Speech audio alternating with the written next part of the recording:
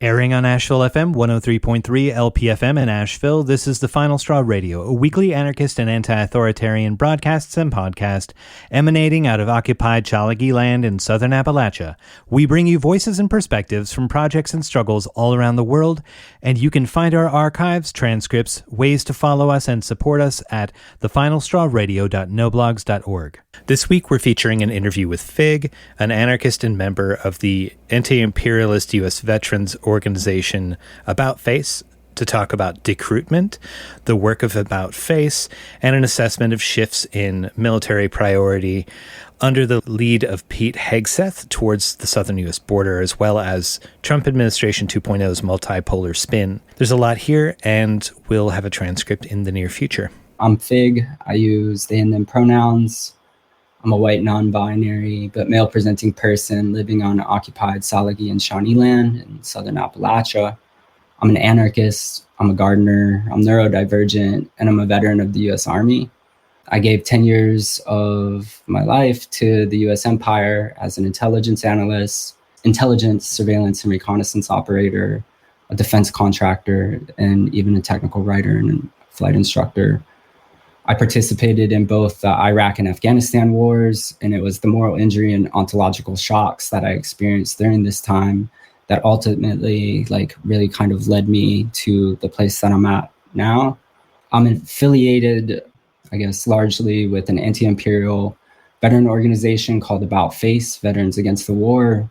They were my entry point into kind of this movement, into this work, and they educated me kind of on the political realities of colonialism, imperialism, capitalism, all things that I wasn't really aware of beforehand. Also, About Face has really just been a place that I have found safety, validation, mentorship, and an ability to move and act and kind of deconstruct the ideologies and frameworks that led me to the Army.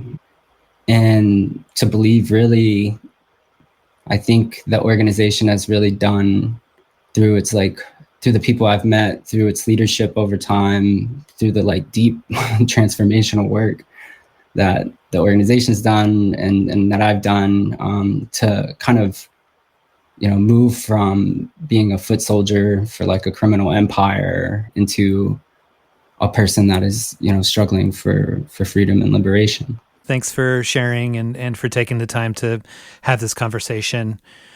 The name About Face, could you, just in case anyone in the listening audience might not catch the reference, can you say what the name means? Yeah, so an About Face movement is a military marching movement in which you're facing one direction and you turn 180 degrees around. And so the name implies a complete turnaround from whatever it is that you were doing or whoever was doing within the military. So it is the antithesis, the dialectic to the militarism of the empire.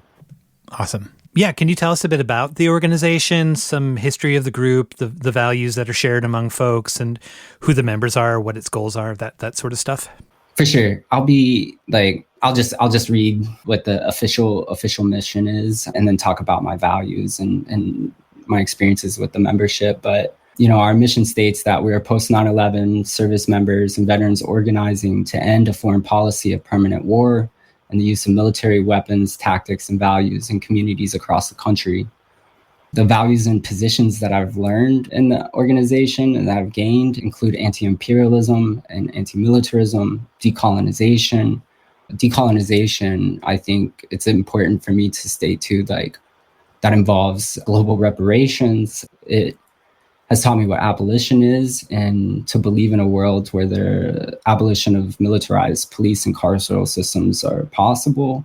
I've learned international solidarity and have been able to work within the communities that I directly harmed and that are targeted by the U.S. military. And I think it's created the space for me to really understand what anti-racism is, what anti-fascism is, and even what transfeminism is.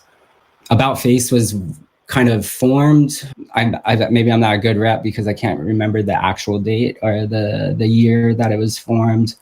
but it was formed largely by a handful of veterans who had participated in the Iraq War and had found themselves kind of in a different type of veteran organizing space, veterans, largely from Vietnam or even older conflicts. And so with the help of Vietnam Veterans Against the War, they were able to form an organization called Iraq Veterans Against the War.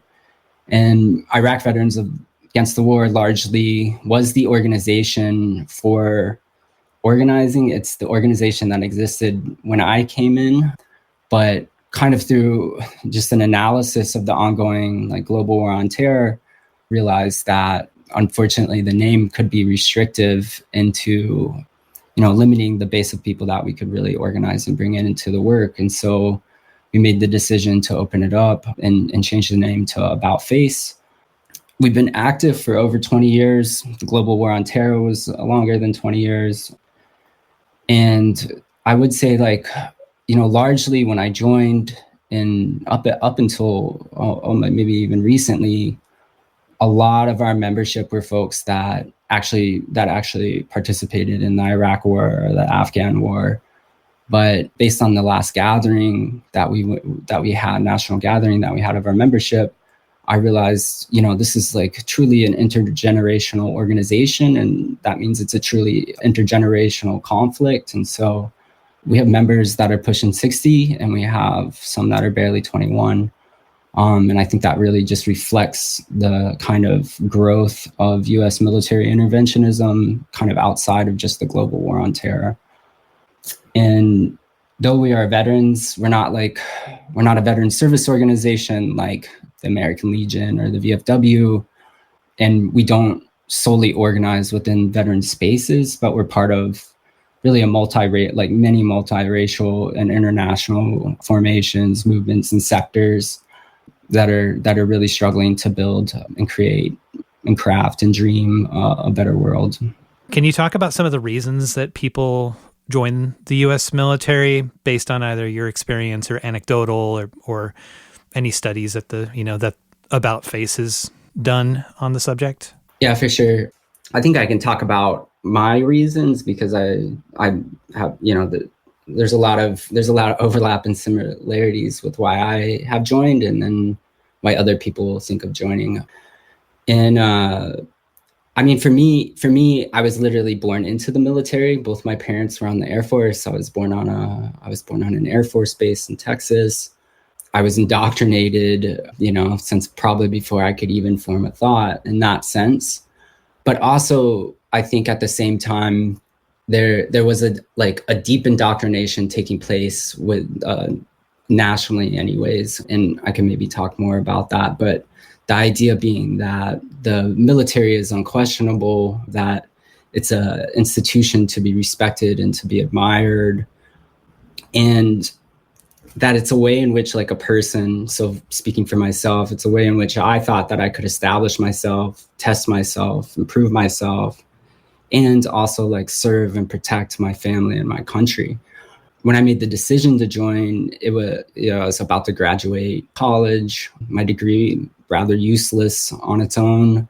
I was in massive debt. I didn't really have a prospect for anything other than what I'd already had and seen. Not to mention that it was right at the beginning of the 2008 recession crisis.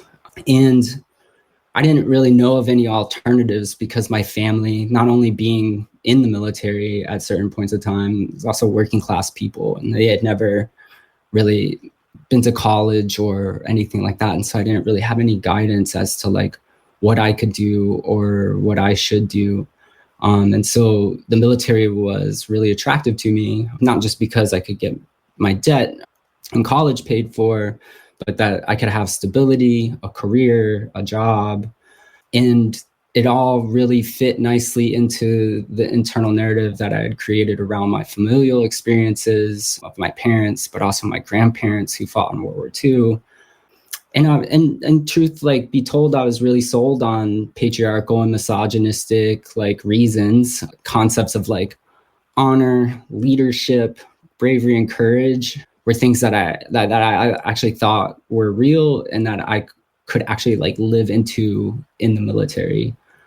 And I think, just that's obviously like on its own end, just extremely individualistic and ego driven. But I really only saw it as my only alternative. And at the same time, everything around me in the society, but also like my own interpersonal relationships all kind of reinforce this idea as well. And so I got college paid for, I got fed and housed, I got multiple awards and promotions for really just falling in line or just being a good soldier. And I think all of that, is what they use to kind of feed on and exploit. And it ultimately boils down to like the weaponization of, people's innate desire to help and to serve each other. And it's the exploitation, the extraction of that service drive, really, for what largely is economic stock prices and resource control and extraction. I think largely, we talk about like the cop inside our head or whatever, these types of like social conditionings that exist. And so I think that the social conditioning around the military and veterans is extremely deep and very present now. And recognizing that like it wasn't like this before, that this has been an implicit strategy following the Vietnam War in order to like make it unacceptable for society to kind of resist the US military. And I would say that like even with anarchists and leftists, I see some of this like imperial pathology kind of play out sometimes. And it could be, an inability to really critique or understand like a parent's involvement in it, or for saying I don't support the military or, but support the people or something along those lines. I think that type of really pathological decision making or support for things just prolongs it. Yeah. Like I've heard expressed by Black veterans, for instance, that there's an element of like civic nationalism associated with it, where like I am constantly having my right to be here or participate in this society challenged. Like military service is one way that my family generationally has proven that it's like a part of the social fabric of the US and has a right to be here. Or also in the past, at least, there's been a road towards citizenship through military service available to folks who were not born within the US or don't have citizenship otherwise. Is that right? Are those motivators? Yeah, absolutely. I think that's absolutely true. I mean, I don't want to speak to the specifics of other people's, but I've served with, an entirely diverse workforce of people from all backgrounds, nationalities and ethnicities, indigenous folks and Black folks and non-citizens as well. And though that is true, that is a way in which to like engage or prove like oneself within the context of the empire and the state. There are also veterans who have been deported because they're non-citizens. There's extreme racism and violence within the military. The structures are largely built off of kind of like aristocratic working class structures between officers and enlisted.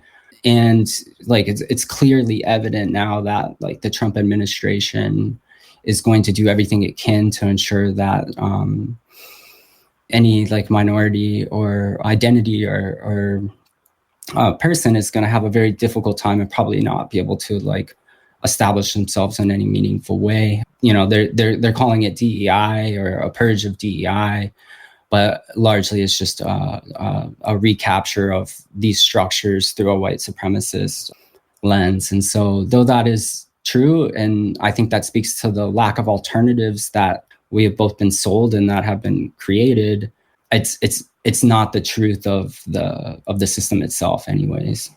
Yeah. So, and just to sort of like touch on this again, back in 2013, I'm sure we've done an interview since then, but back in 2013, I spoke with Eddie Falcon, who was in Iraq Veterans Against the War. And like one of the one of the reasons that he was talking about why he joined was to escape drugs, to escape like bad home life, to escape like what he saw as a lack of educational and job opportunities around him, which you've mentioned already. And I think that's a really poignant like thing to touch on, that like it's not that these things are offered by, like it's not a great thing these things are offered by the military, it's that these things are not provided otherwise, and it sort of scoops up a lot of like mostly working class folks into that framework to be like churn for the machine or whatever. I've heard people talk about the military as the biggest socialist institution in the US, which I'm sure was it's a very tongue-in-cheek manner of talking about this. But can you talk about some of its history in terms of like veteran support, pay scale, job training, access to GI Bill elements, like all the things that if you were describing someone joining the military, what the day-to-day realities of these economic benefits that they're supposed to be receiving would be? Yeah, for sure. I think people like even inside, when I was inside, would refer to the military as the largest communist organization in the United States or something like that. And then I think, there is, just nation states do have to socialize their military. And so the idea that you get medical care, the idea that they want you to have benefits that allow you to like transition and leave away from the military is there, if that's through the GI Bill or through a VA home loan, access to certain types of grants.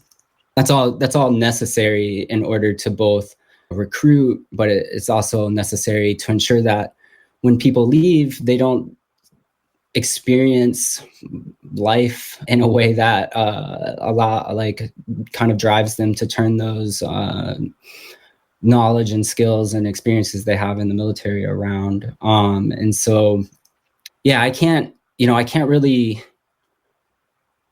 speak to the healthcare aspect of things. I guess as like, I can say my experience is healthcare in the military is largely not that great overall. And, like personally, I don't receive benefits. I don't receive like veteran healthcare or anything like that. And that process of even getting there is extremely difficult. It's adversarial. So like as a veteran with PTSD, tinnitus, other types of medical fallout from all of that, I was denied care like multiple times. In a period of crisis, one time I went to the VA and tried to talk to somebody to seek support, and it took 60 days for them to follow up with me after that. And like thankfully was able to like work through that crisis. But in the entire process of trying to receive benefits is really trying to justify your experiences, and it's limited. You can't like really go into the VA and talk to a therapist about how much you hate the military and how violent you think it is, because that person across from you is employed by the military or is a service member themselves. I think largely depending on how it is that you join the military, because there's like multiple avenues for joining. I joined the Army Reserve, which is a reserve component of the active duty or military. And there is the active duty military, which is like the full-time, every single day you live on a base, you work on a base, your whole life is like that. Reserve, and then the National Guard, which is largely controlled by the states and are in state service until they're federalized. When you join the Reserve and the National Guard, the idea is that you're kind of like a part-time soldier. You part-time participate in it. I think when I joined, it was sold as like 1 week a month, 2 weeks in the summer, which was not absolutely not true at the most base level. But there's no benefit in being part-time in that type of world. I think kind of you're just really setting yourself up for a lot of problems at home, at work, all these things. I think that whatever your recruiter tells you, don't believe it. And largely, I would say that's true. It's an administrative bureaucracy. It's a bureaucracy that is established largely based on time in or interpersonal relationships. And so, people have a tendency to like weaponize position and power. It's not, even though you have these things that we are told are like representative of stability in a life and a career, there's nothing really stable about it. And it's definitely not any structure that's like reinforcing what would be a positive or beneficial life. Now, I think people experience that, handfuls of people, dozens of people, but those are individualized experiences. I think when you look at kind of across the board, most lower enlisted soldiers are on other types of federal support to include food stamps and WIC. You are oftentimes away from your family. So whatever home instability that you think you're creating, you're not a part of it. And I think that the military healthcare system is extremely messed up. I can say, when I entered into basic training, when I went, there were some people that were left over from the last cycle of basic training folks to come through. And so come to find out that the two people that were there were both on medical hold for injuries that they sustained, and they were being released from the military.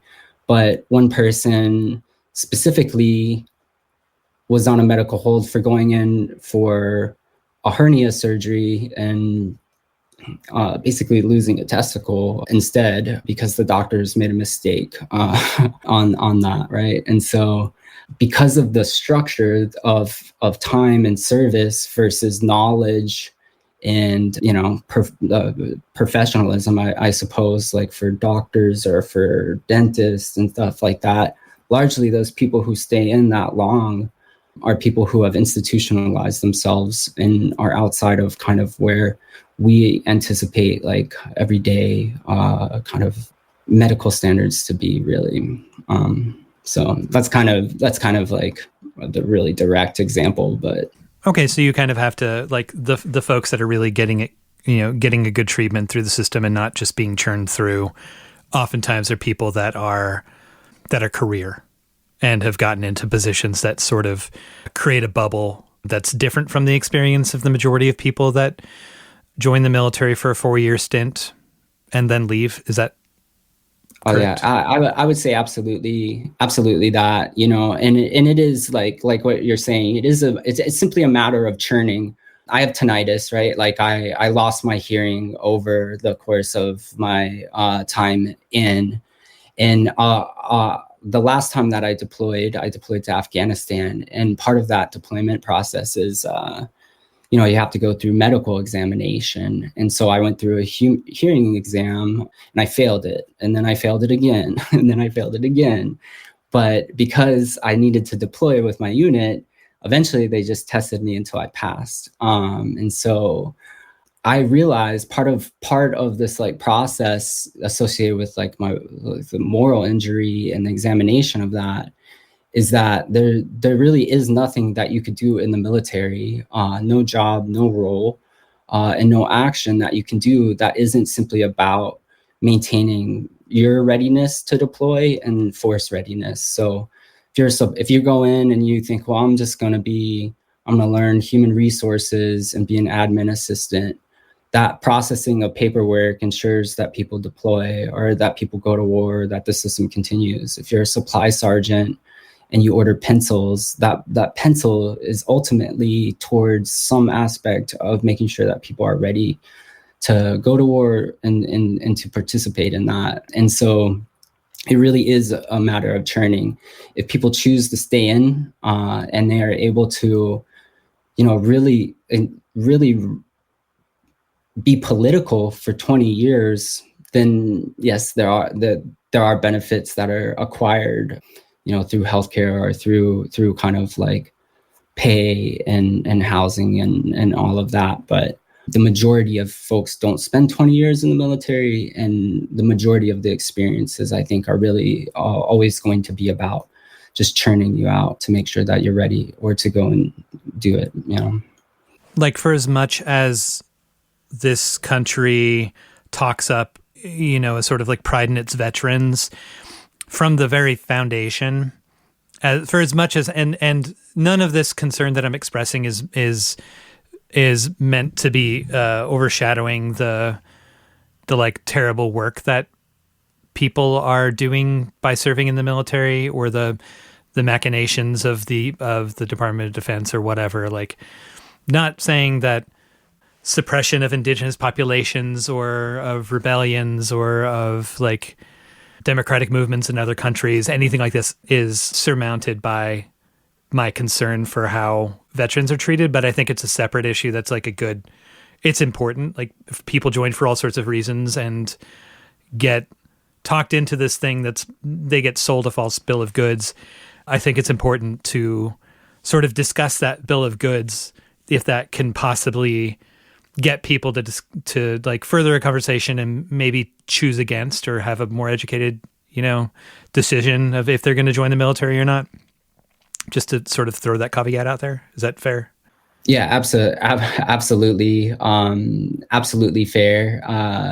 And really the history of veterans benefits is like stems from the fallout of the use of veterans to do all of these things. I think there's like a really famous example of the Bonus Army and their occupation of Washington, D.C., trying to get benefits, I believe, off of their, you know, that was promised to them during their services in World War I. Yeah.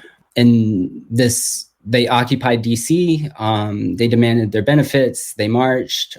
And at relatively the same time, the business class was trying to undermine or to commit a coup against FDR in general, and wanted to use those forces. And so I think largely kind of what we see as like the benefits of service, or sold as the benefits of service, really stem from what you're saying, is like forcing people into these situations and then into these actions, and then having no kind of nothing established or nothing to really like hold people in line following. And so there was a real threat during the Bonus Army of an insurrection in DC, and there were many lines like moving against that. And so really we start to see kind of these benefits and these promises that we kind of have like modern concepts of now begin to materialize. And that, you know, that continued largely with World War II. We saw,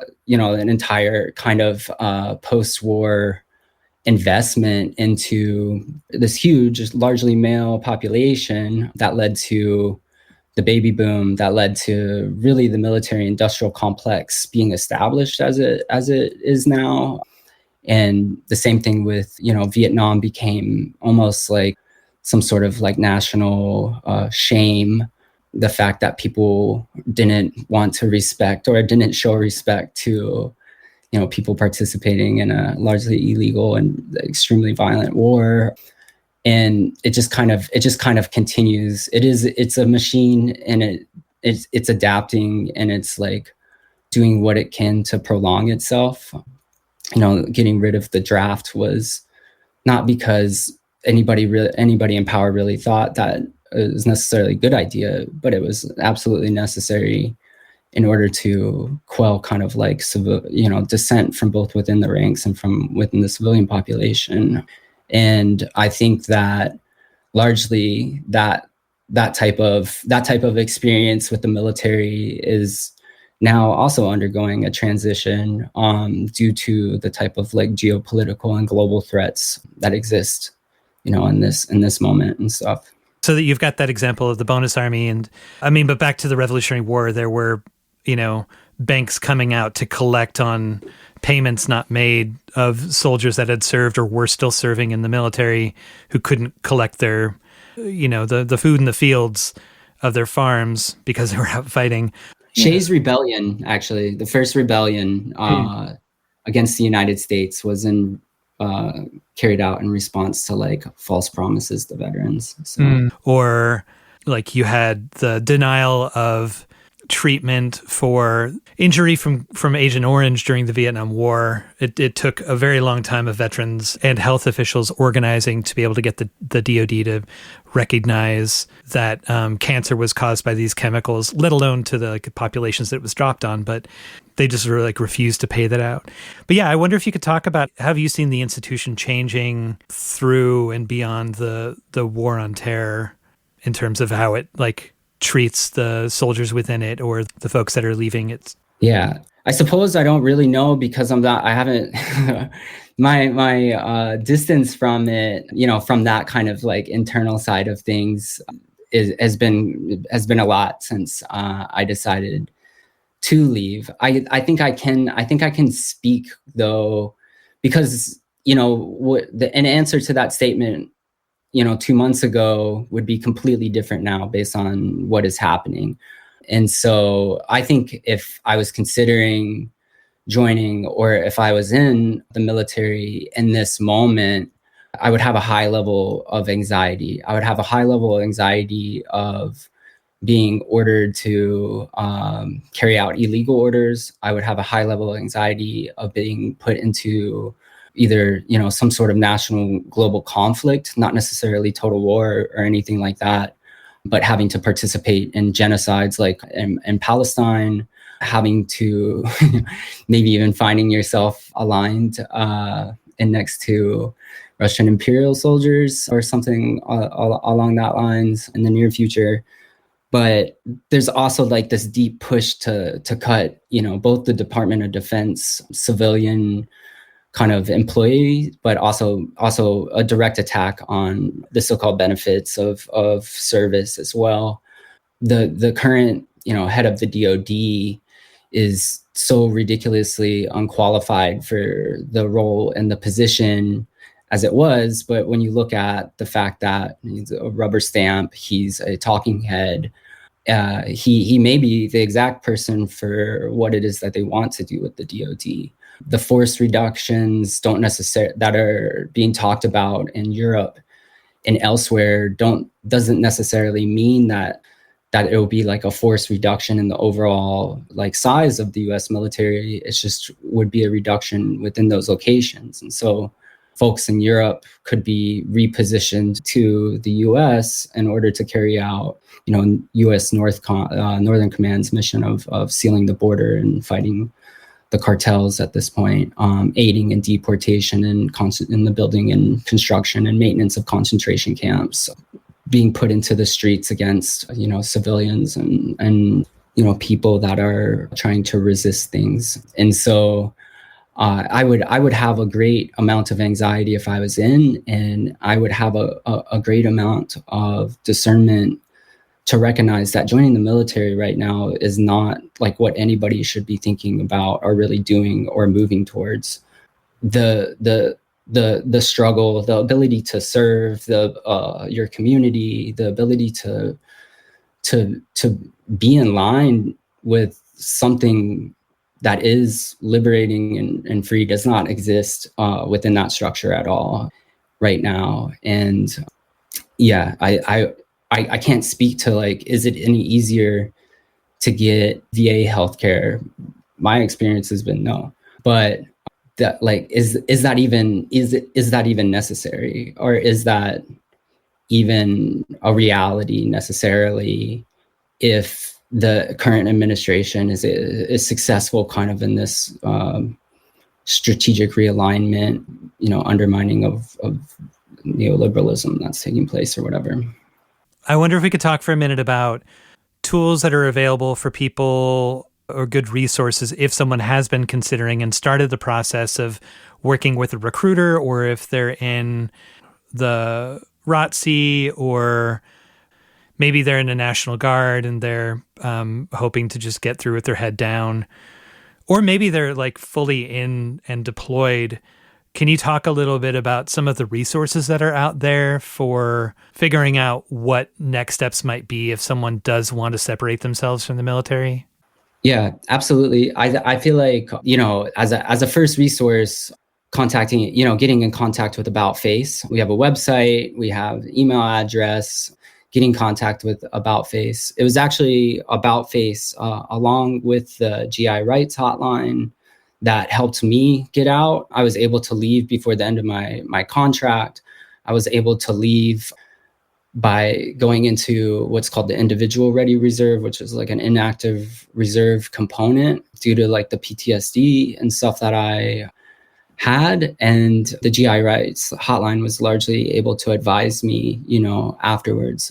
In About Face, we have folks that are members that have been successful in declaring conscientious objection. I didn't go that way, but you can still do that.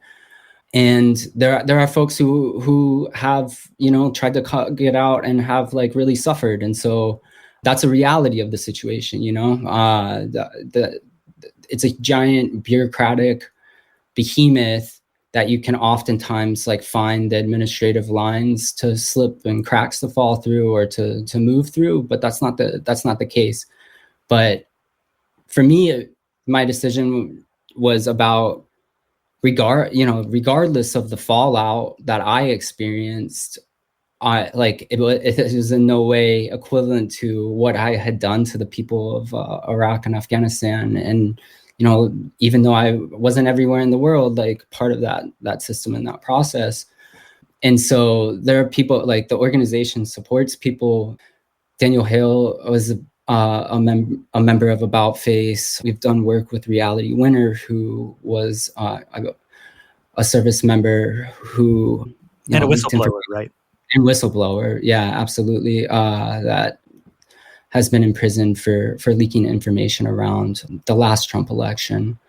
And so we have support structures. And so I think, and also, there's been a lot of work, but I feel like we really have a community that can hold the complexity and create the space for people to hold the complexity of what it means to have like served, and to care for each other and to show up for each other, and work through that.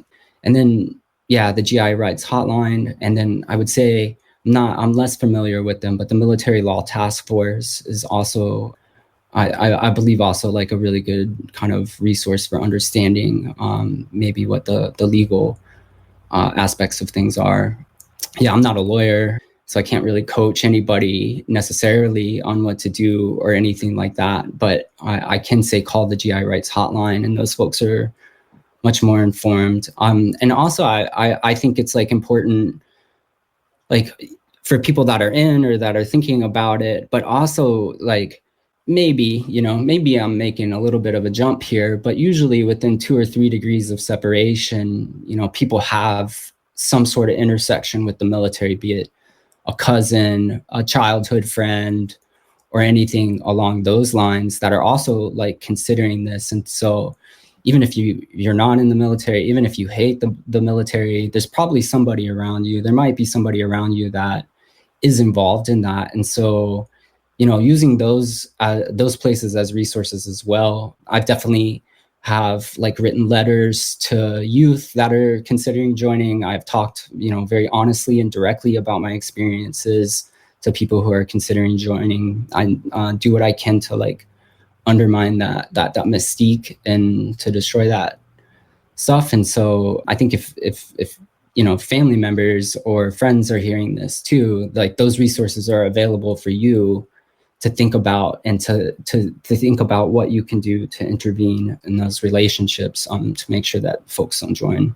So I wonder if you could speak a bit about how the military has changed since the global war on terror, or GWAT, as it's acronymed sometimes, following 9/11, in terms of the scope of the Department of Defense activity, the theaters of engagement, and occupation, and like the structure of the organization.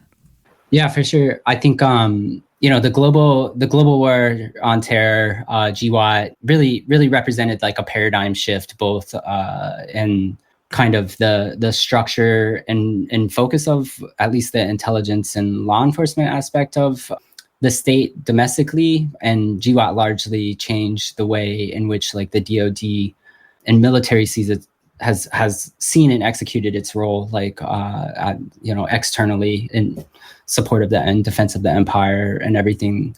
There are multiple presidencies and administrations during GWAT, and so largely, even though they were staffed or manned by different parties, the overall trajectory of kind of hegemonic military force projection was relatively the same, focused on securing both markets and resources and labor for global economics and American, Western European finance, and for containment kind of China or the Chinese state. And that shift kind of away from a heavy focus on the Iraq and Afghanistan and the Middle East that came post 9/11 from Bush pivoted during the Obama administrations towards the Pacific. Obama didn't resolve the wars in Iraq or Afghanistan. They expanded into Syria. We had the mass uprisings of the Arab Spring. And so largely that pivot was something that it was a little delayed, I would say, and diverted. And then when Trump came in, Trump's first administration was largely kind of, hemmed in by the existing structures and forces within the DoD and other parts of the government. And so he wasn't able to make some of the major changes that he wanted to the structure of and focus of the military. He did expand and kind of limit the level of approval for certain types of military strikes. And so we saw a huge increase in civilian deaths on the battlefield under the first Trump administration. We saw a heavy focus on joint special operation forces. And that's, most definitely what we can expect kind of from him going forward. But largely, I would say that the structure of the military and the focus of the military, to speak to Biden's, it has been about containment and the stopping of Russia, and a lot of military resources went into the war in Ukraine, as well as all of these other kind of small wars and proxy wars that the U.S. has already been engaged in. But what Trump's new administration, and I think with both Peter Hegseth, but also the influence and the restructuring due to Project 2025, what the moment is that we have right now is just significantly different. The biggest kind of carryover and correlation, I think, from the way that GWAT was executed to now is this concept called military operations other than war, also known as MOOTW or MOOTW. And MOOTW is if war exists on a spectrum between what the nation state determines to be peace and total war, which would be the total orientation of the state and its society and economy towards a war effort, then MOOTW is that space in between. And so there's there's lots of different names for MOOTW operations. The majority of the GWAT, minus I would say probably the invasions, were all considered military operations other than war. Humanitarian disaster relief efforts, those can be considered military operations other than war. And specifically to the national emergencies that Trump has declared through executive order regarding cartel violence and immigration is a military operation other than war. The biggest difference between the before time and this time with that is that largely the active DoD-controlled active military has been pretty restricted on how it operates and what its missions and goals are in regards to the U.S. homeland. By declaring a national emergency around cartel violence and stuff, what they've basically done is created a military operation other than war, and they have redirected a lot of energy and effort of the actual DoD military towards that effort. And so they've been specifically the command that is in charge of the U.S. homeland is called U.S. Northern Command. or US Northcom. And so what the difference is, Northcom's mission now is to seal the southern border with the United States. And so it has begun to like reshift and realign itself to carry out that mission. And so sealing the border, it's like really important to know, is not just about sealing it in one direction, but I like really think it's about sealing it in both directions and allowing the space for the military to conduct more activity and operations in the U.S. In support of these executive orders around the national emergency.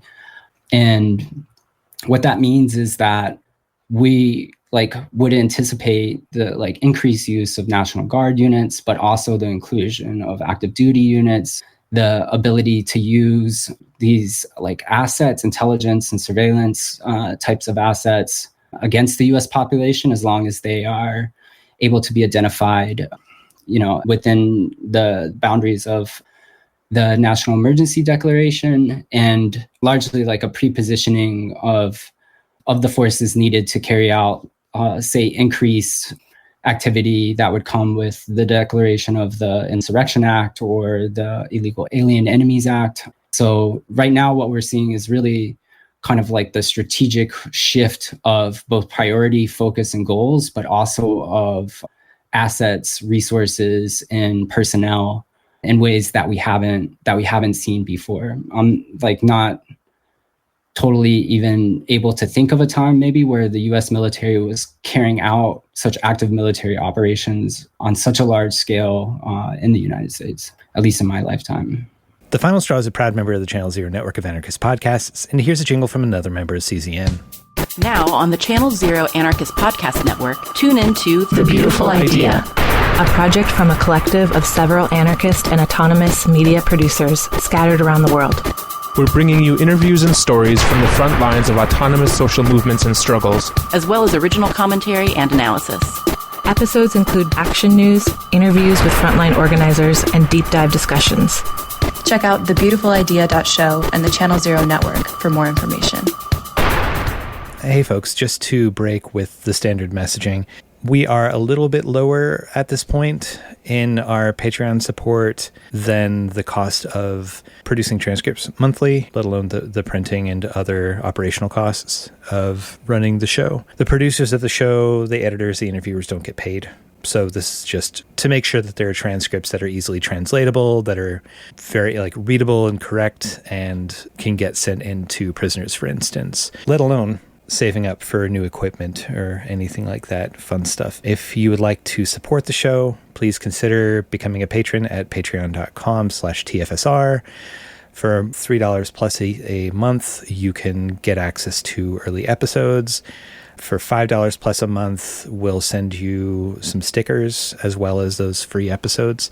$10 a month plus, you get a zine, sometimes stickers sent to you in the mail. So these neat thank you gifts.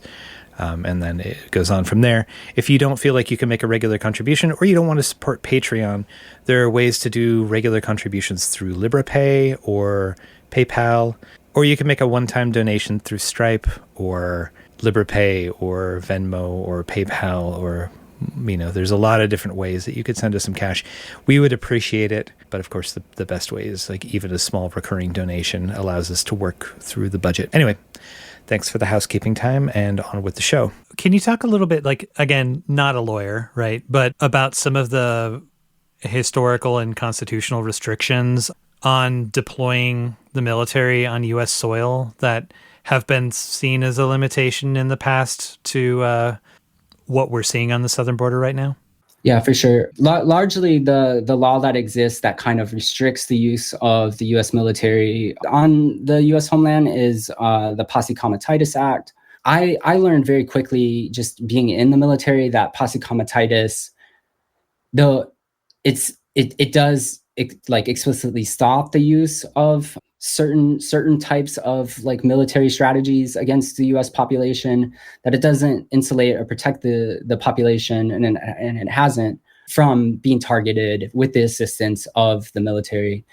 There are times in which military assets have been utilized to support law enforcement. I could think of the Boston bombing incident is kind of like one of the first times that I heard about it, but they used these military aerial reconnaissance and surveillance like platforms in order to try and track who they thought were the bombers. And there's many examples of this. I think Edward Snowden talked about the kind of intelligence infrastructure that was aligned and being utilized against U.S. citizens and citizens and people abroad everywhere.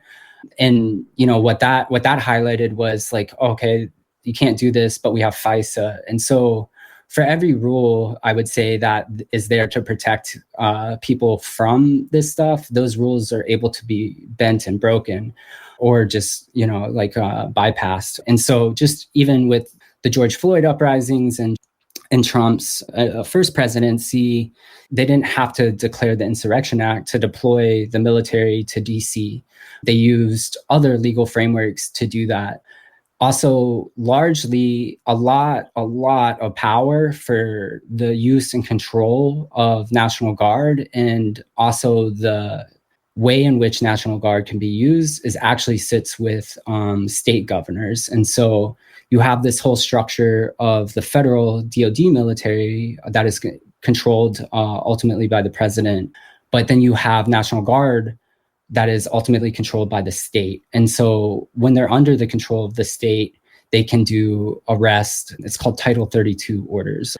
Usually active duty federalized troops are under Title 10 orders. And so under Title 10 orders, posse comitatus is a limiting factor as to like what can be done. Under Title 32 orders, that limiting factor is way more reduced. And so National Guard soldiers can do a lot of things. And so if let's like hypothetically say that a state refused to participate in mass deportation efforts or any other type of effort, Trump could federalize the National Guard of that state in order to carry out that operation, though that would probably face a lot of feedback, a lot of pushback. But Trump could also just lean on, say, the Texas governor to send their National Guard under their Title 32 orders to that state without ever having to federalize them. Or they have the option of federalizing them and sending them too as well. When it comes to domestic security, some of the like other factors that are super important and at play is the law enforcement.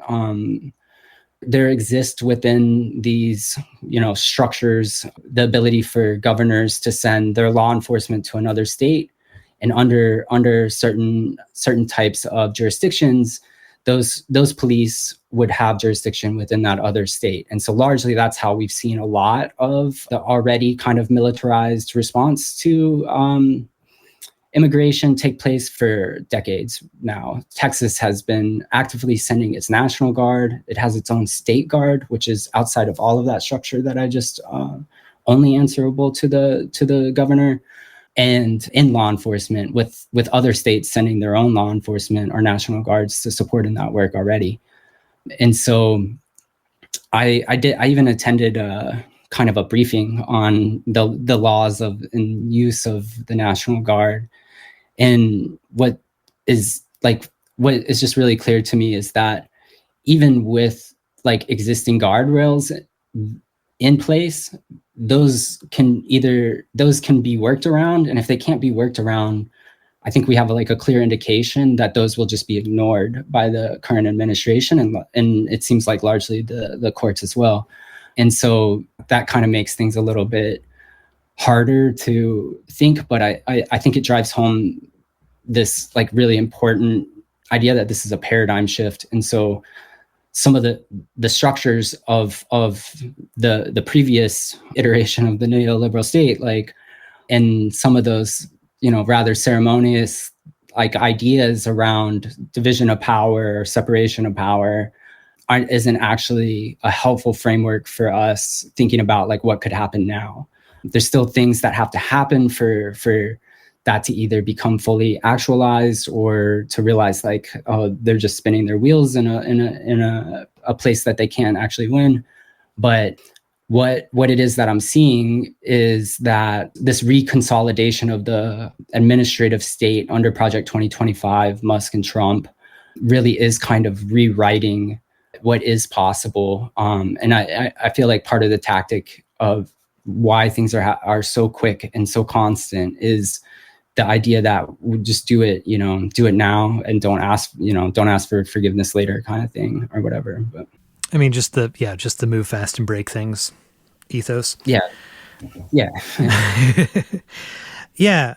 So as you mentioned, one of the terms that keeps making its way around more and more, "Make America Great Again" has been a slogan for a while, right? But you've heard the words "America First" being uttered by people associated with the administration or the MAGA movement or whatever, which harkens back to a pre-World War II fascist movement in the United States that was notably Charles Lindbergh was one of the big faces and voices behind that. And the sort of approach towards militarism that was at least discussed under that system, under the America First approach, was to pull back U.S. troops from other places around the world and sort of return to an isolationism or worry about the existing borders or expanding the existing borders or the sphere of influence of the United States, maybe peeling it back to the Monroe Doctrine ideas of taking more control in areas in this hemisphere that are outside of the U.S. State proper. But so we've been seeing this withdrawal from international treaties, threats against international courts by the Trump administration, support of dictators abroad with increased rhetoric of facing off with internal enemies, whether it be I guess most recently what sticks in my head is the attempt to determine Black Lives Matter or anti-fascists as being a domestic terrorist threat. But there's been this buildup towards drawing back infrastructure in order to place it internal and maybe to the southern border. I've heard some people talk about how this doesn't seem like a very practicable thing, especially liberals pointing to all of the cuts that are being made within the military and how are they going to do this how are they going to open up Guantanamo and put 30,000 people there when, they're cutting all this funding and cutting back programs and stuff like that. Can you talk a little bit? I guess I just covered a lot, but if you want to address any of that, I'm probably just going to edit my question harshly afterwards because that was a lot. No, yeah. No, I want to answer them all. I want to answer all of that.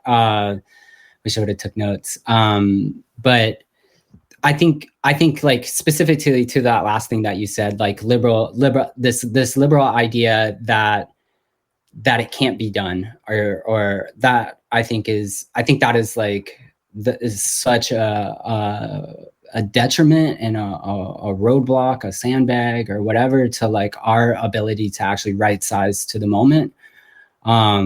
Because I feel I'll provide these are my personal feelings and assessment of the thing is that the U.S. state has, since its existence, demonstrated that it is willing to kill as many people and destroy as much of life in this earth as is necessary in order to dominate and to control what it feels like it needs to control. That historically is true. COVID clearly laid that out for us. The prioritization of the U.S. empire is not life.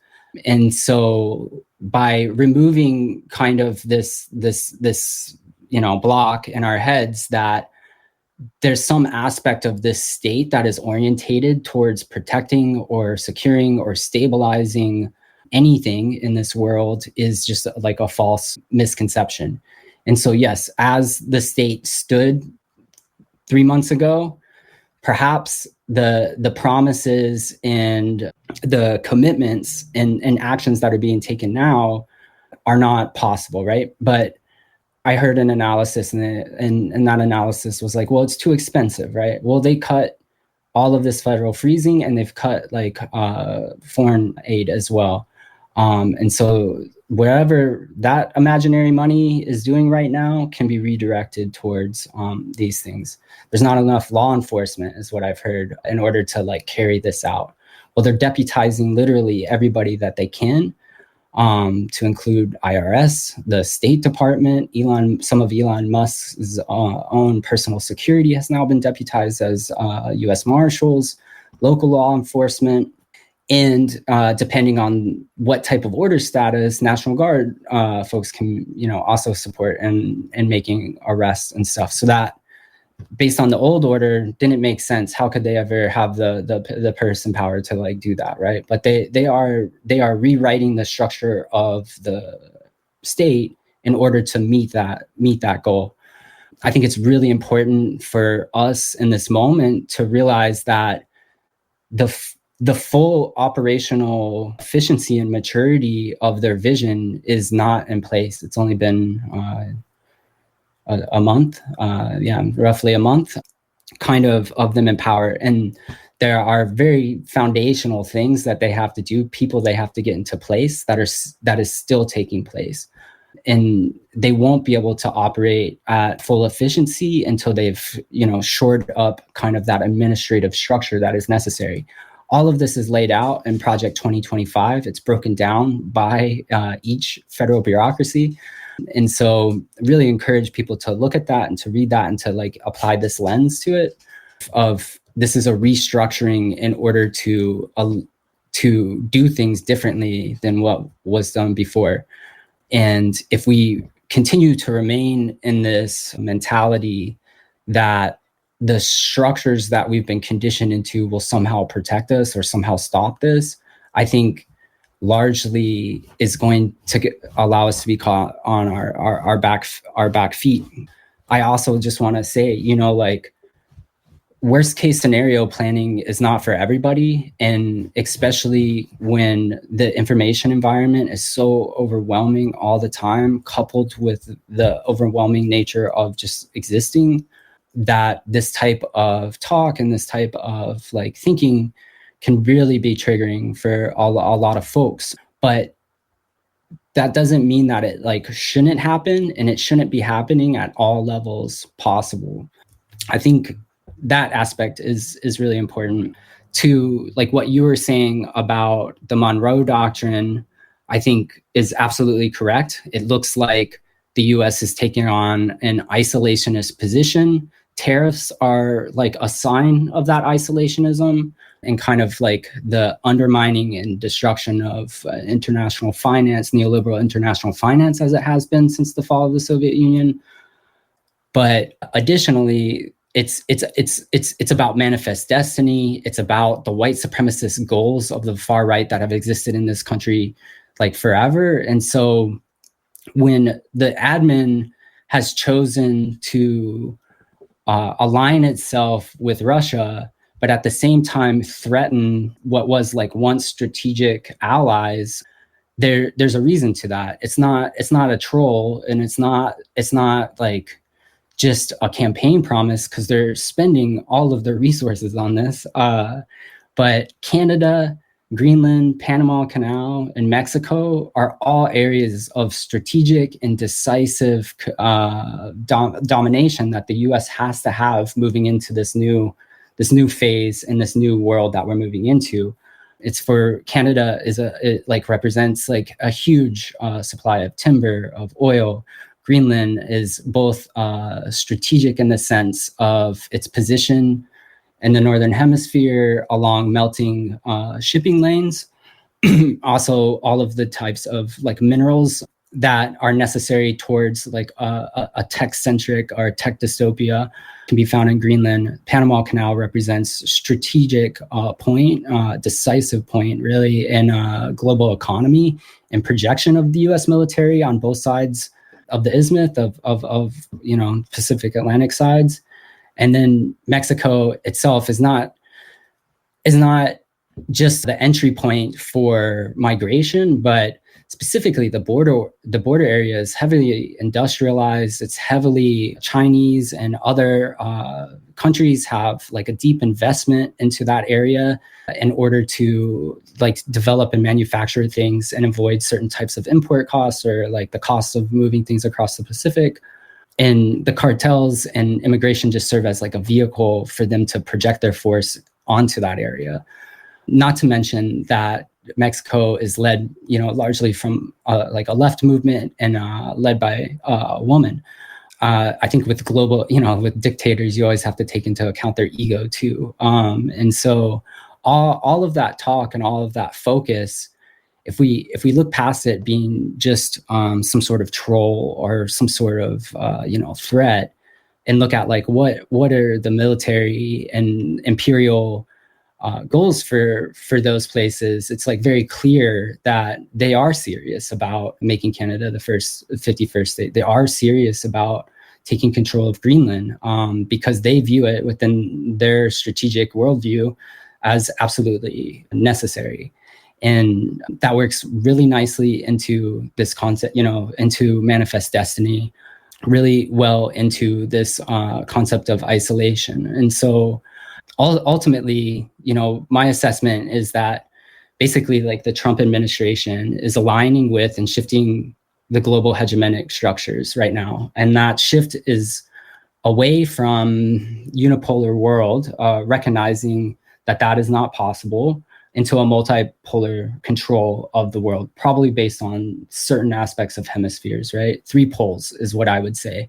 The US and our hemisphere, European domination largely being the in the sphere of Russia, and as Russia works, Russia and Putin kind of work towards the restoration of their own imperial borders and their own imperial goals, and then the Pacific, which I think like it seems like Trump is largely okay with domination or this pole being situated around China, because I think largely the idea is to contain it in what would be like an anti-Sino alliance, call it the like petty despot club. But like, China can probably be contained, and largely this was the GWAT strategy as well. The refocus towards the Pacific was to contain it through alliances with Japan, South Korea, the Philippines, Australia, New Zealand, and especially India. And so I would say I have, no direct example or evidence for this, but I would say a red flag or a decision point that I would be looking towards in the future to like confirm or deny these feelings would be what China does with Taiwan and what the US's response to that is. Trump has aligned himself with despots, be it Putin or Erdogan or Netanyahu, that are all actively working right now to expand their borders, right? And to expand the borders of the nation state. And so the idea that the US wouldn't be looking to do that as well, I think it would be kind of like a failure of connecting the dots in that analysis. Outside of those polls, I think Trump and Jared Kushner worked really hard on this during the first administration. And basically the activity and the actions of Turkey over the past like 8 years, 10 years, 20 years under Erdogan, like really kind of demonstrate how it is in the language and the justifications that can be used to expand borders. But what they worked on so hard to do is kind of put together these Abraham Accords. And so I think when looking at, you have these 3 main poles. You have the Middle East, which is about basically undoing Sykes-Picot national borders and allowing for the Abraham Accords to basically de-escalate the tension between Saudi Arabia, Israel, Turkey, and orientate that spot towards Iran, which both Trump and Netanyahu have like very, directly expressed a desire to strike and to go after.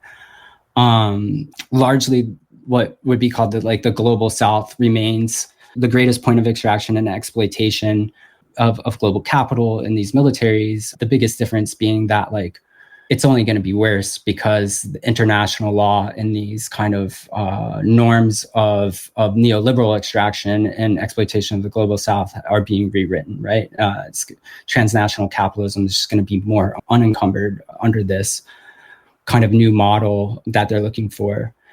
And so all of that to say, I think like what we're seeing is a de-escalation of the potential of direct total war between the US, NATO, and our previous allies with Russia into what is a more manageable state of small border capturing, moving borders, securing access to resources, the use of trade and the threat of military force to exact like economic and resource concessions. And I think it's like one thing that also falls into that is like really critical. And I don't have full thoughts around this because it's like kind of happening just in real time. But they are purging the federal government, right? Like, and they are purging, like at any time a dictator comes into place, they kind of purge like the military, they purge academia and stuff. And so all of the Joint Chiefs have been fired. All of the top lawyers at the DoD have been fired. And this indicates that they're both looking to put into place, yes people to agree with them and to remove any type of internal legal boundaries to whatever decisions that they're going to make into the future. Regardless if this purge of federal employees is legal or illegal based on what the courts decide, what is true is that a number of people in the federal government that have clearances, that have access to critical security information have now been dumped unexpectedly without a job, without a way to provide for their families, and have been made fun of and, ridiculed all the way out the door as well. When you take that into consideration with the idea, which Hegseth did say they do want to lower the amount of active duty personnel in the military, you have a similar situation of this population that has military experience being dumped into the world without like a means of providing for their families. And what GWAT showed is when we got rid of that, when they disbanded the Iraqi army after the invasion, you now had a population of people who had these skills and no recourse. And I think their actions, regardless of how successful they are, just in this moment is increasing the level of risk to us here, either through terror attacks or through certain types of collusion that open the US up for terror attacks, or, largely all of this stuff is happening under like a concept of hybrid warfare. And so it doesn't have to be a terror attack, but it could be a cyber attack that shuts down important infrastructure. The cutting of the internet cables in the Baltic Sea is like a good example of this. And so all of this realignment that is taking place right now is most definitely increasing the risk of militant and armed violence within the United States. It's also rewriting the systems that we've been conditioned to believe are omnipresent, and it's all directed towards this kind of intense militarization and policing of our hemisphere, and specifically of the U.S. homeland. So one of the big changes that appeared to be occurring throughout the global war on terror, as pushed by the neocons, I'm just saying that could be the neoliberals under like Clinton, and so like already planted seeds for this, but while there was at times reduction of military employees, there was an increase in the use of PMCs, of like private military contractors. There was a huge amount of profits that was extracted from Halliburton, which was attached to Cheney, just for running infrastructure, not even for necessarily running soldiers out there or security forces that were privatized and operating under the banner of the U.S. Army. But we've seen also an increase of private security. I guess it's not a new thing. There's been things like the Baldwin Felts and the Pinkertons. Yeah, like Pinkertons is what I was thinking, but Baldwin Felts too. Using private security forces for this sort of end. The sort of back and forth between private and public. There's a long history of that in the US for like infrastructure. But it seems like the push towards the private in some very clear ways, like you saw showing up at the pipeline struggle in Standing Rock. You've seen them operate in various other areas domestically in the US. And when you've got someone like Eric Prince, like reintegrated back into the administration, or, this is kind of the waters that he swims in, running Z or whatever it's called now. I wonder if you could talk a bit about accountability of US soldiers in action, accountability of private soldiers, and like any sort of where the PMCs fit into the shifts that are going on right now? Oh yeah, that's a really good question. And yeah, I think like when I really think about it, I think even like privateers, right? Like during the American Revolution, were private ship captains that the US used to attack like the British. So this is like deeply embedded into the framework of the state. And I think it's like it's just really important to kind of like step into like a conservative mindset. And so it's like well baked into that ideology that the government is inefficient and that private business is efficient, right? And so the use of private military contractors to carry out either operation, like, you know, military operations, or just to process the medical paperwork necessary for people who are in the service. I think, you know, my experience when I was in Afghanistan, and largely I would say for the majority of the Afghan conflict, there was a larger amount of private military contractors in Afghanistan than there ever was military. These like private companies, they allow for standoff from the US. The US could say, oh, we only have, you know, 40,000 troops in Afghanistan, but when reality, the force structure is more like 85, 100,000 people in Afghanistan. They're just private contractors, and so they don't count, evidently. We see this like deeply integrated into the law enforcement structures, like you were pointing out. I think it was Tiger Swan, Triple Canopy is a group, Blackwater is a group, but the local and state law enforcement have deep relationships with all types of contractors or private military companies. Fusion centers are going to have not just state and local law enforcement, but they're going to have private military PMCs, that personnel that are also part of that.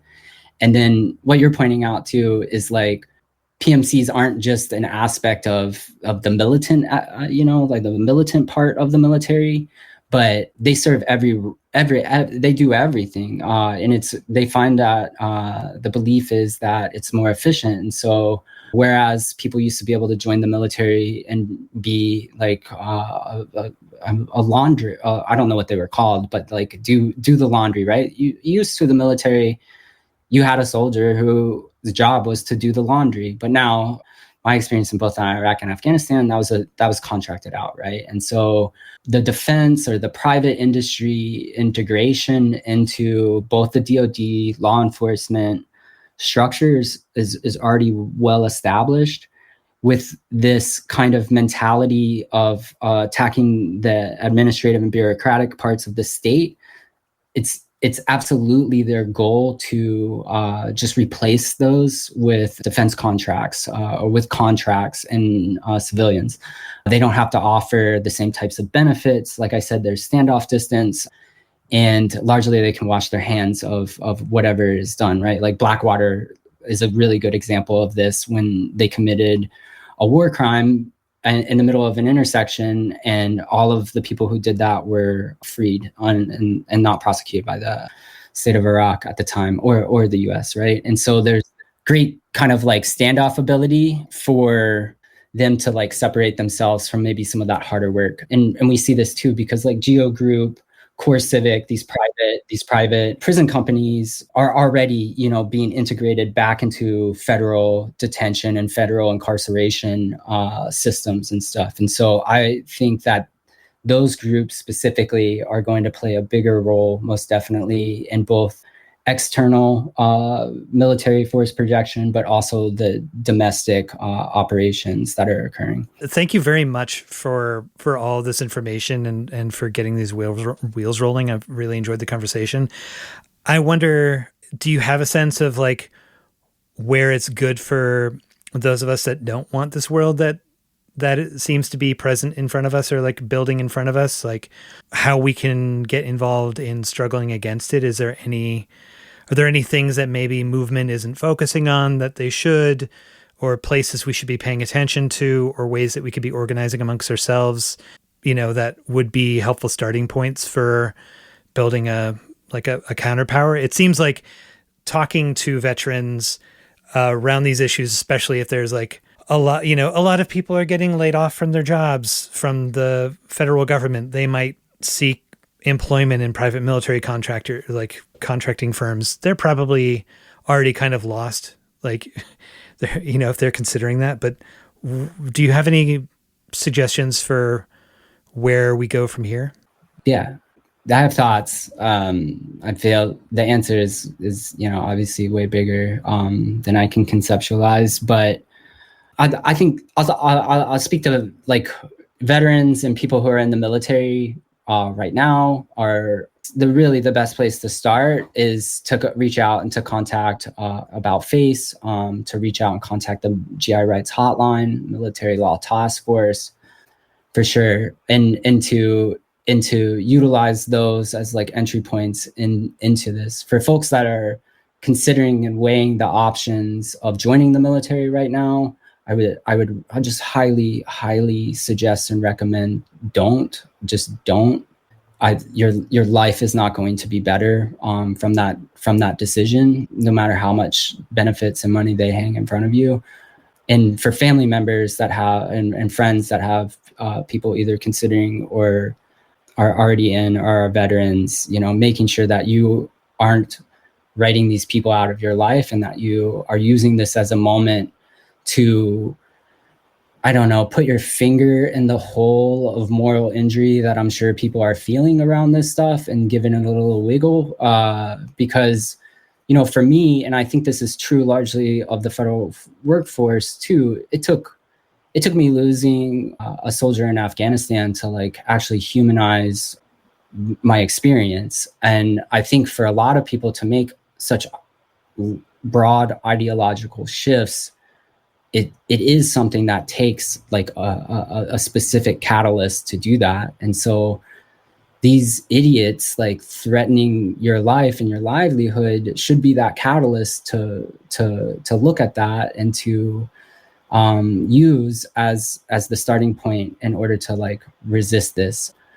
I think for everyone, this mass firing, this chaos that is being caused, for every threat, there is an opportunity. And so this is a great time to just be organizing, to be talking to your neighbors. Personally, I don't think I can stop or really have any kind of like interdiction into what the power structures are doing right now at such a big level.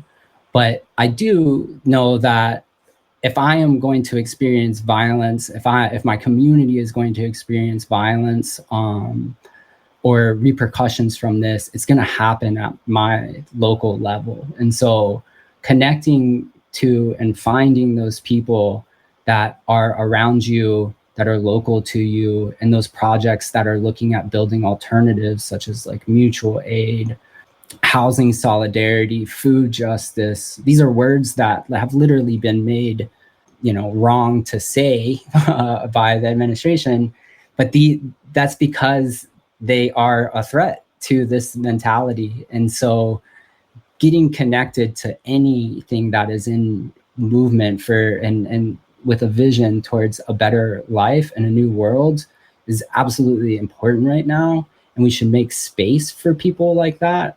But also, I think we have to be cautious of this moment too, because there are a lot of people who might be harmed, want to do something, but they're not value aligned with us. And so I think when make the space for veterans and for military folks within our organizing spaces, but hold them accountable and ensure that they're there based on the values in alignment with the values of you and that better world. I think, on the nonprofit industrial complex movement TM side of things, I don't have a lot of hope necessarily coming from that space, because that space has not done anything to stop us from getting here in the first place. The difference between neoliberals and neocons was really erased when the Harris campaign asked you to vote alongside Dick Cheney's endorsement, right? Like those systems are the same, and they were largely and resoundingly rejected because they couldn't even, the structures and the systems and the people that folks, that couldn't even make a decision to deny genocide are not going to save democracy or whatever. They're going to figure out how it is that they exist in this and maintain their power structures and everything. And so I think we have to have extra caution around the nonprofit industrial complex, because I think a lot of these federal employees that are being let go, they might enter private military, but they're also going to be brought into the movement TM, into the nonprofit industrial complex. And they might, I'll say that they're security experts, safety experts, that they have this knowledge base. And so that they are the ones who are rightfully the ones to work against these things, right? And that doesn't mean they're value aligned. That doesn't mean that their vision for anything other than the neoliberal order is there, right? And so we have to have caution in this moment. And I think also there's like a level of patience. I am not like, I would never advocate for people not to do what is necessary, what they believe to be necessary, and by any means. But I think it's important to realize we're still, even though it's been a month, we're still kind of in day zero of this. And so understanding what the repercussions and the blowback of our actions are, and making sure that our actions are actually strategic and not just what we've always done, or the inertia of what we've always done, or the nostalgia of days past, or something like that. And so, I think ultimately, we are going to be able to keep each other safe and to get to the other side and build build a new world together I think personally, by making sure that we're safe at our local levels, that we have the ability to support each other at our regional levels, and that we are connected, nationally, internationally, with people all over the world who have already been fighting this empire, that have already been fighting this type, these structures of state domination, power structures and stuff like that. But to actually, in this moment, it might be better to think at that small level where we're going to have the most impact, and where the most impact will come towards us. Cool. Fig, thank you so much for having this conversation. I guess one last thought. You laid out a lot of information of your assessment of how power is realigning and has realigned. Are there any resources that you would want to point people towards getting if they want to do their own reading and sort of get in on following an anti-imperialist, anti-capitalist, anti-authoritarian perspective on world affairs? Are there any resources that you would suggest for them doing research? We could always throw stuff in the show notes afterwards too. I didn't know if anything was popping out for you. I will, I will say, I think, there's anarchists and there's political thought that has laid this stuff bare to me years before this, we got to this point. And I think international media is a good resource just in kind of understanding what's going on. I notice, the US media isn't talking about the impacts and what's happening in Europe with kind of this realignment, but the international media is. And so seeking information sources outside of the United States, I think, is really important right now. And I guess as far as I would say, hopefully it's our goal, in this working group I'm in and About Face, to be able to kind of produce, products and information along this lines, that looking at these things. Largely, it is a gap within our movement, and especially, the media is not going to take account of this. I think looking at kind of the struggles of Russian leftists, of Turkish leftists, leftists that are in occupied Palestine, in places like Hungary. I think really the Orban presidency in Hungary is a really good example of the playbook that they are operating off of. And so taking in-depth look as to how Orban and his party have gained power and maintained power, and how the state continues to ceremoniously exist, even though it is a it's like a democratic authoritarian government or something. And that's the same with Turkey, Israel, and whatnot. And so looking at what those resistance movements are and have been in those places as well, there is a possibility that they are successful and they defeat the US left in a significant way. And either folks have to leave or folks are incarcerated. And I will say, if that is the level that we allow them to achieve of domination and control, then we're talking about a generational, long-term fight in order to end and to stop this. And it's going to be much harder when, largely we exist as a movement in diaspora. And so I think really looking at these examples where the state has used democratic, not just Nazi Germany, not just fascist Italy, but like the contemporary examples of where the state has used the democratic institutions to take power and how people have resisted that would be a really good place to look. And now some words from anarchist prisoner Sean Swain. Since the institution of property, we've had bandits. Some of the earliest anti-heroes were bandits like Robin Hood, stealing from the rich and giving to the poor. Even in more modern history in the U.S., bank robberies like John Dillinger have been celebrated, as were the iconic Bonnie and Clyde. I think this sympathy for bandits reveals something about us as humans, that we all, deep down, have a sense of the injustice when property is something reserved for the few at the expense of the many. We may not know the exact details of the swindle, but we know something's not right when the people who harvest and manufacture goods and transport goods have to watch them hoarded and monopolized and consumed by those who didn't even really contribute. So all I'm saying is there's a long and natural inclination we all share in opposition to the institution of property, and we should. As the famous assassin Carlos the Jackal once said, "Wealth is made to be stolen." Shout out to Carlos if he's still locked up in France.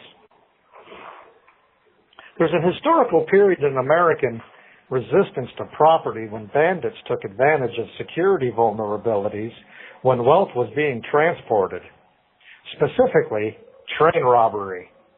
There were miles of track across all kinds of terrain, isolated in distances between towns, too distant for law enforcement to respond, even if they knew of something to respond to. The James Gang was one group of bandits that became quite famous and financially secure through train robbery. Led by Frank and Jesse James, the James Gang turned train robbery into a science. They would often hold officials at gunpoint to demand that safes be opened, and then they would make off with the cash.